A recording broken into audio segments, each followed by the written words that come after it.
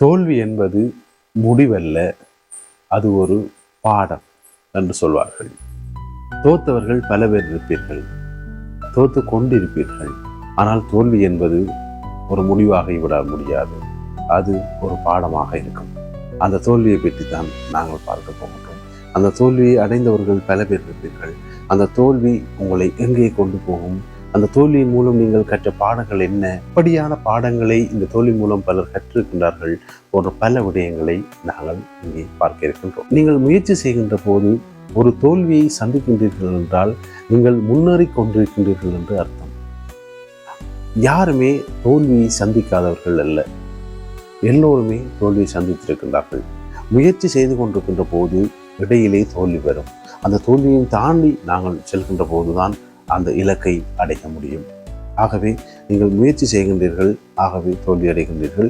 மீண்டும் முயற்சி செய்யுங்கள், அந்த தோல்வியை வென்று வெற்றி அடையலாம். மைக்கேல் ஜோர்டன், நான் போன வீடியோவில் சொல்லியிருப்பேன், மைக்கேல் ஜோர்டன் அவருடைய பள்ளி காலங்களிலே பாஸ்கெட் பால் டீமிலிருந்து அவர் நீக்கப்பட்டிருந்தார். ஆனால் பின்னாளில் அவருடைய நிலைமையை பற்றி நாங்கள் அறிந்திருப்போம். ஆல்பர்ட் ஐன்ஸ்டீன் சிறு வயதிலே அதிகம் பேசுவதற்கு கூட அவர் நேரம் எடுத்திருந்தார். ஆனால் பின்னர் நம்மை ஆச்சரியப்படுத்துகின்ற ஒரு அறிவியலாளராக ஐன்ஸ்டீன் வந்திருந்தார்.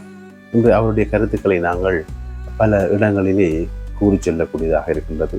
ஆகவே சிலருக்கு இடங்கள் வழங்கப்படாமல் வந்திருக்கும். ஸ்டீவ் ஜாப்ஸ் ஆப்பிள் நிறுவனத்தை ஆரம்பித்து ஒரு கட்டத்திலே அந்த நிறுவனத்திலிருந்து நீக்கப்பட்டார். பின்னாளில் அவருடைய நிறுவனம் என்று எவ்வாறு இருக்கின்றது, அவருடைய அந்த ஆரம்பம் எப்படி இருக்கின்றது என்பதை நீங்களே ஆப்பிள் நிறுவனத்தை யோசித்து பார்த்தால் உங்களுக்கு விளங்கும். ஆகவே சில தோல்விகள் ஏற்படுவது வளமைதான். ஆனால் அந்த தோல்விகள் எங்களுடைய முன்னேற்றத்திற்கு ஒரு உந்து சக்தியாக இருக்கும். ஆகவே தோற்பவர்களை கண்டோ அல்லது நீங்கள் தோற்று விட்டீர்கள் என்றோ கவலைப்பட வேண்டாம். உங்களுக்கான வெற்றி பின்னாலே வந்து கொண்டிருக்கின்றது. நீங்கள் வெற்றி அடையக்கூடிய வாய்ப்பு உங்களை தேடி வருகின்றது. நீங்கள் வெற்றியை நெருங்கி விட்டீர்கள் என்பது இந்த தோல்விக்கான ஒரு அர்த்தமாக இருக்கும்.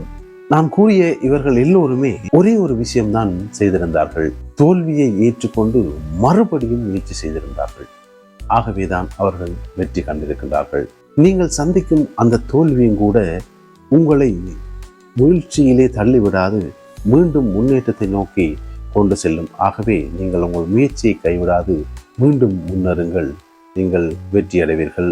தோல்வியை சந்திக்கின்ற போது நீங்கள் செய்ய வேண்டிய 3 விடயங்கள் இருக்கின்றது.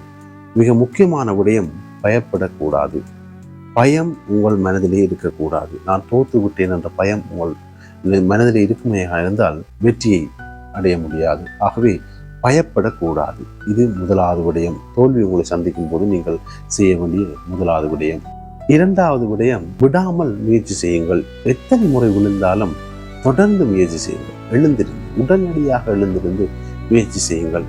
தொடர்ந்து முயற்சி செய்யுங்கள். அது உங்கள் வாழ்க்கையை நல்ல வழிக்கு இட்டு செல்லும், அதாவது வெற்றியை நோக்கிய வழிக்கு இட்டு செல்லும். தொடர்ந்து முயற்சி செய்யுங்கள். இது 2வது விடயம்.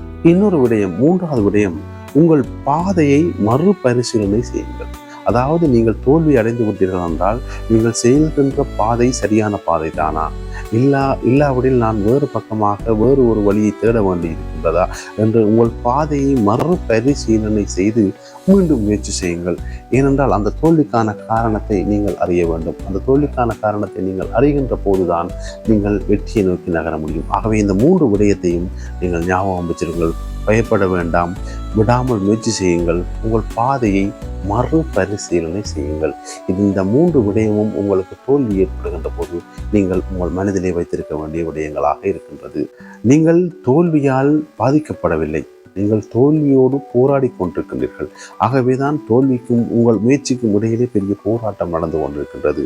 நீங்கள் மீண்டும் முயற்சி செய்கின்ற அந்த நொடியிலேயே உங்களுடைய வெற்றி ஆரம்பமாகிவிட்டது.